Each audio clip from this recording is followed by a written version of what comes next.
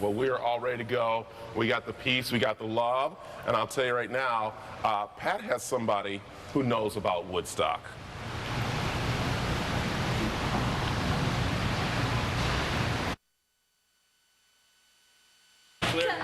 Perfect. There you go, ladies. There you go. Yes, let's grab pictures. 147,000 people who have said that they were at Woodstock.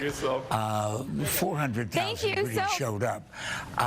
But I got one. In fact, we've got a couple of people coming up on the show who actually there. Dave Pratt and I sent out a post for real Woodstock veterans, and you responded. Steve Wargo, first of all, bring us up to date. You didn't stay in Bethel, New York. You wound up in Phoenix doing what? Oh, what do? I do television production. So and I do movies. A TV producer in the business, right? Making movies, and you were, however, a young kid in Youngstown, Ohio, and you said to yourself, what? Well, let's see, how old was I? 19 or 20 years old, and we're sitting in a bar. Had just gone to our favorite bar about 7 o'clock. And trying to decide what we're just going to do for the night, Saturday night, hey, but it was kind of rainy and drizzly here and there, spotty rainy, and somebody said, you know, we ought to go see Blood, Sweat, and Tears. Well, I'm thinking they're down the road somewhere. So we get on the bikes and we went to Bethel, New York. 375 miles. I thought we were going 2 miles down the road. But how long did it take you? 7.5 hours. Wow. And it was a little different than Youngstown. And how many people were there when you made it? Because it was Sunday when you finally got there. It was a zillion. We got there about 2 o'clock in the morning. Janis Joplin was just finishing up. We could hear music in the air, but we didn't even know where the stage was. And there was a zillion cars, but we were on motorcycles, so we had a little bit of a pass. Give me the impact, Steve, though, of when you finally saw the crowd. What was your reaction? Well, I've never seen so many hippies in all my life. It was just thick with hippies. And you were a biker. It had rained. Well, we had a different outlook on life, but you know, we got along with everybody. And because it had rained, everything was muddy. Everything was muddy and dirty. And come Saturday morning when the sun came up, we were used to staying up all night for days at a time, you know.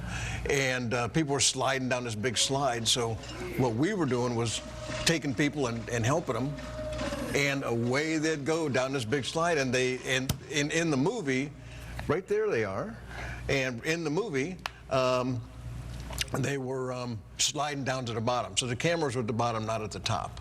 So we didn't get in the movie. I didn't start my movie career there. No, but your bike, however, came back looking a little different than when you left Youngstown. It did.